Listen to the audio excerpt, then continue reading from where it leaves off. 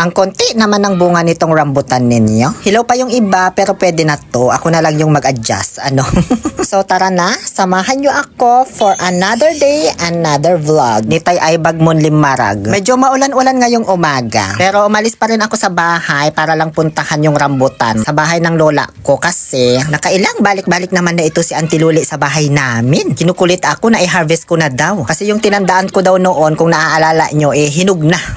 Kaya kahit maulan, ayan, sige pa rin. Buti na lang may payong ako na matibay. Mapaulan, mapaaraw. Kaya i-check out mo na yan nasa yellow basket or sa link na ilalagay ko sa comment section. Andito na ako sa bahay ng lula ko. Ayun, amok moryol, malayo pa lang kitang-kita mo na. Bago ako mag-harvest niyan, syempre, gagawa muna ako ng Ivana alawa. Alawa ang tawag namin sa ganyan, ewan ko sa inyo. Bali yung bakal, nahanap lang yan sa junk shop ng tito ko. Wala siyang net, kaya tatahian ko na lang. Gamit ang timbay at dagom. Galing tagom. May sumisilip na bata, nahihiya-hiya pa siyang lumabas.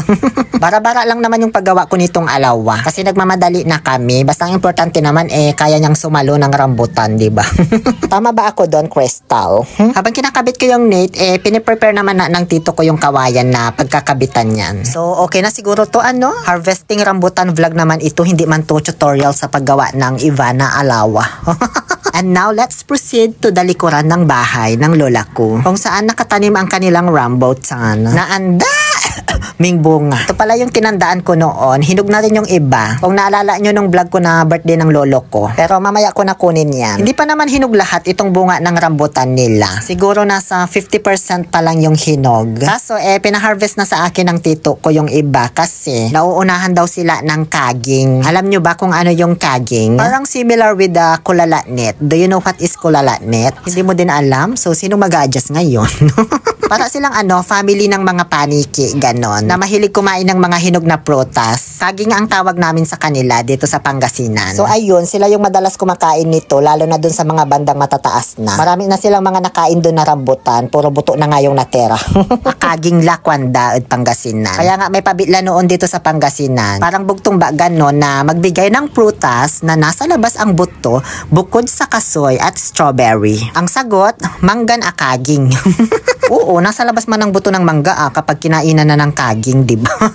Medyo nahirapan lang ako na kuhanin yung mga hinog or piliin ba kasi sa pipitasin kong isang grupo or corporation ng mga bunga ng rambutan na ito, hindi lahat hinog, may halo talagang hilaw pa yung iba. So pag hinila ko gamit ang Ivana alawa, sumasama na lahat, mapahinog, mapahilaw, hindi maiwasan. Kaya ayun, pinuno ko na lang tong isang timba saka bumaba na ako. Kasi pahinugin pa itong natira, yun bang pulang-pula lahat para kapag sinungkit kahit di mo napiliin. Nanungkit pa ako ng mga hinog dito sa may ibaba na kasi di ko talaga mapigilan, be. Nakakainganyo kasing pitasin kapag nakikita mo na ang daming pula.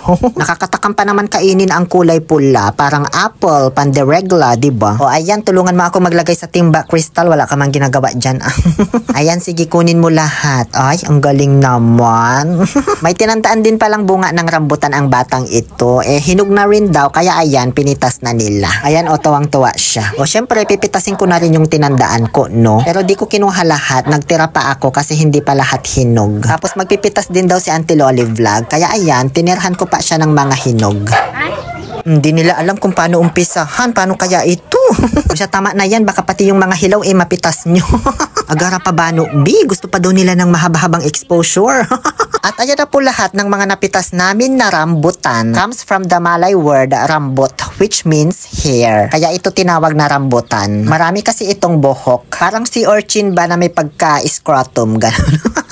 Matamis kapag hinog, lalo na yung mga pulang-pula. Medyo maasim naman kapag hilaw pa. After namin manungkit, dito na rin nila ako pinakain ng lunch. Ang dami kong nakain kasi ang sarap ng ulam nila, lechon paksiw. Kaya pala may bitbit namang tumas kanina si Auntie Loli.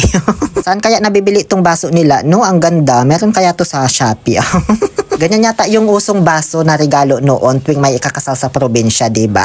Umuwi na ako pero hindi ako dumiretso sa bahay namin. Dito muna sa tita ko para i-segregate yung mga nakuha kong rambutan. Hati-hatiin ko kasi ito sa tig 1 kilo para ipamigay sa mga kamag-anak. Alam nyo, very common na po ang puno ng rambutan rambutan dito sa Pangasinan. Dito pa lang sa barangay namin, Diyos ko, ang dami nang may puno ng rambutan. Na-share ko lang kasi nung una akong nag-post about sa rambutan. May mga ilan lang naman na nagtanong at nagtaka na may nabubuhay palang rambutan dito. Ganon. Hindi man tumarang na ang hirap-hirap hanapin dito sa Pangasinan. Saan kaya may pananim na ganon, no? Gusto ko pa naman talagang matikman ang marang. Bali, nakaapat na balot ako at tinansya ko lang naman kung tig 1 kilo yan. Pero nung inabutan na ako ng timbangan, pag timbang ko, sakto, bitig 1 kilo man. Ang galing ko talaga magtansya-tansya, no?